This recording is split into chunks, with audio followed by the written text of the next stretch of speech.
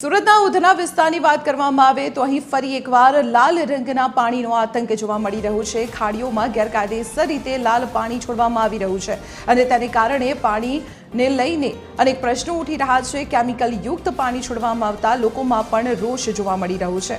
પીવાના પાણીમાં લાલ પાણી ભળી જતું હોવાની ફરિયાદો ઉઠી છે અને તેના કારણે ચામડીના રોગ સહિતની સ્વાસ્થ્ય સમસ્યાઓને લઈને લોકો ચિંતિત છે।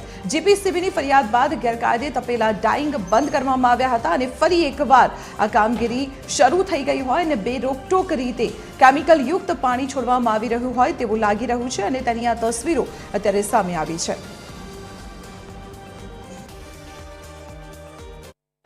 સુરત શહેરના ઉધના વિસ્તારમાં વખત કેમિકલ યુક્ત પાણી બહાર નીકળવાની ઘટનાઓ બને છે અને અનેક લોકો જે છે તેમને ચામડીના રોગ સમસ્યા છે।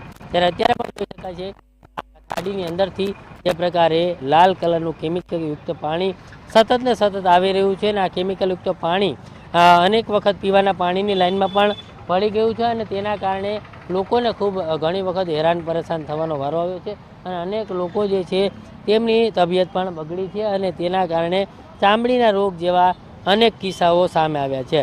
વખત જીપીસીબી અને સુરત મહાનગરપાલિકા દ્વારા કામગીરી કરવામાં આવે છે, તપેલા ડાઇંગ બંધ કરવામાં આવે છે, પરંતુ સ્થિતિ ઠેરની ઠેર જ રહે છે ને આ પ્રકારે અહીંયા અત્યારે પણ જે પ્રકારે આખી ખાડી લાલ કલરની થઈ ગઈ હોય તે પ્રકારે લાલ પાણી છે તે આવી રહ્યું છે।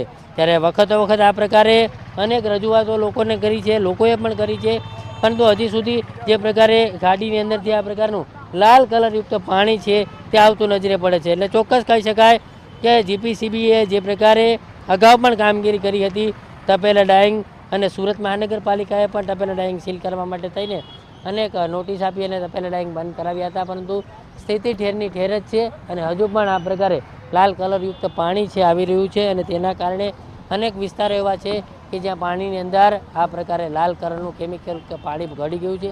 ત્યારે પીવાના પાણીની પણ લોકોને સમસ્યા થઈ રહી છે, દુર્ગંધયુક્ત પાણી આવી રહ્યું છે અને સાથે સાથે આ લાલ કલરના પાણીથી ચામડીના રોગો સહિતના કિસ્સાઓમાં વધારો થયો છે।